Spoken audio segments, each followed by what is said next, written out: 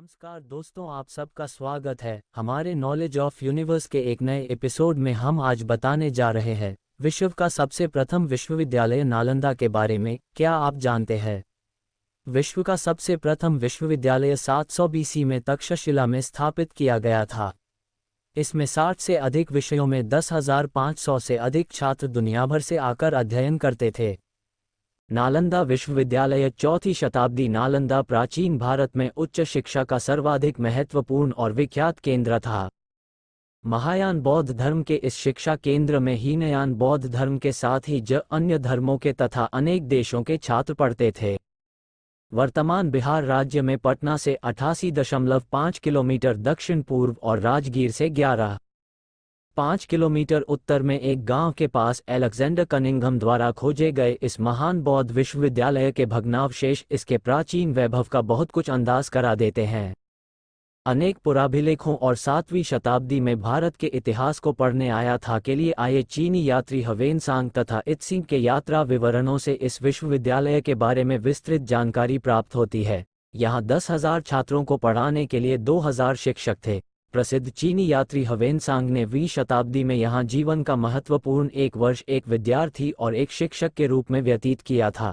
प्रसिद्ध बौद्ध सारपुत्र का जन्म यहाँ पर हुआ था। अनुक्रम कैरेट स्थापना एवं संरक्षण। इस विश्वविद्यालय की स्थापना का श्रेय गुप्त शासक कुमारगुप्त प्रथम 450-400 को प्राप्त है। गुप्तवंश के पतन के बाद भी आने वाले सभी शासक वंशों ने इसकी समृद्धि में अपना योगदान जारी रखा। इसे महान सम्राट हर्षवर्धन और पाल शासकों का भी संरक्षण मिला। स्थानीय शासकों तथा भारत के विभिन्न क्षेत्रों के साथ ही इसे अनेक विदेशी शासकों से भी अनुदान मिला। कैरेट स्वरूप यह विश्व का प्रथम पूर्णतः आवासीय विश्वविद्यालय था। विकसित स्थिति में इसमें विद्यार्थियों की संख्या करीब 10,000 एवं अध्यापकों की संख्या 2,000 थी। 7वीं शती में जब ट्रेनसांग आया था उस समय 10,000 विद्यार्थी और 1510 आचार्य नालंदा विश्वविद्यालय में थे। इस विश्वविद्यालय में भारत के विभिन्न क्षेत्रों से ही नहीं बल्कि कोरिया, जापान, चीन, तिब्बत, इंडोनेशिया, फारस तथा तुर्की से भी विद्यार्थी शिक्षा ग्रहण करने आते थे। नालंदा के विशिष्ट शिक्षा प्राप्त स्नातक बाहर जाकर बौद्ध धर्म का प्रचार करते थे। इस विश्वविद्यालय को 9वीं शताब्दी से 12वीं शताब्दी तक अंतर्राष्ट्रीय ख्याति प्राप्त थी। कैरेट परिसर अत्यंत सुनियोजित ढंग से और विस्तृत क्षेत्र में बना हुआ यह विश्वविद्यालय स्थापत्य कला का अद्भुत नमूना था। इसका पूरा परिसर एक विशाल दीवार से घिरा हुआ था जिसमें प्रवेश के लिए एक मुख्य द्वार था। उत्तर से दक्षिण की ओर मठों की कतार थी और उनके सामने अनेक भव्य स्तूप और मंदिर थे। मंदिरों में बुद्ध भगवान की सुंदर मूर्तियां स्थापित थीं। केंद्रीय विद्यालय में 7 बड़े कक्ष थे और इसके अलावा 300 अन्य कमरे थे। इनमें व्याख्यान हुआ करते थे। अभी तक खुदाई में 13 मठ मिले हैं। वैसे इससे भी अधिक मठों के होने ही संभावना है। मठ 1 से अधिक मंजिल के होते थे। कमरे में सोने के लिए पत्थर की चौकी होती थी। दीपक, पुस्तक इत्यादि रखने के लिए आले बने हुए थे। प्रत्येक मठ के आंगन में एक कुआं बना था।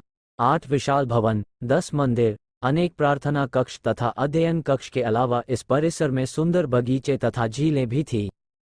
कैरेट प्रबंधन समस्त विश्वविद्यालय का प्रबंध कुलपति या प्रमुख आचार्य करते थे जो भिक्षुओं द्वारा निर्वाचित होते थे। कुलपति 2 परामर्शदात्री समितियों के परामर्श से सारा प्रबंध करते थे। प्रथम समिति शिक्षा तथा पाठ्यक्रम संबंधी कार्य देखती थी और द्वितीय समिति सारे विश्वविद्यालय की आर्थिक व्यवस्था तथा प्रशासन की देखभाल करती थी। विश्वविद्यालय को दान में मिले 200 गांवों से प्राप्त उपज और आय की देखरेख यही समिति करती थी। इसी से सहस्त्रों विद्यार्थियों के भोजन, कपड़े तथा आवास का प्रबंध होता था। कैरेट आचार्य। इस विश्वविद्यालय में 3 श्रेणियों के आचार्य थे जो अपनी योग्यतानुसार प्रथम, द्वितीय और तृतीय श्रेणी में आते थे। नालंदा के प्रसिद्ध आचार्यों में शीलभद्र, धर्मपाल, चंद्रपाल, गुणमती और स्थिरमती प्रमुख थे। 20वीं सदी में ह्वेनसांग के समय इस विश्वविद्यालय के प्रमुख शीलभद्र थे जो एक महान आचार्य, शिक्षक और विद्वान थे।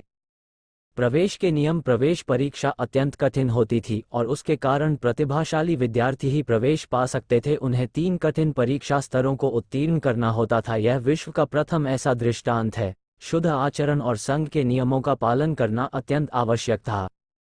कैरेट अध्ययन अध्यापन पद्धति। इस विश्वविद्यालय में आचार्य छात्रों को मौखिक व्याख्यान द्वारा शिक्षा देते थे। इसके अतिरिक्त पुस्तकों की व्याख्या भी होती थी, शास्त्रार्थ होता रहता था। दिन के हर पहर में अध्ययन तथा शंका समाधान चलता रहता था।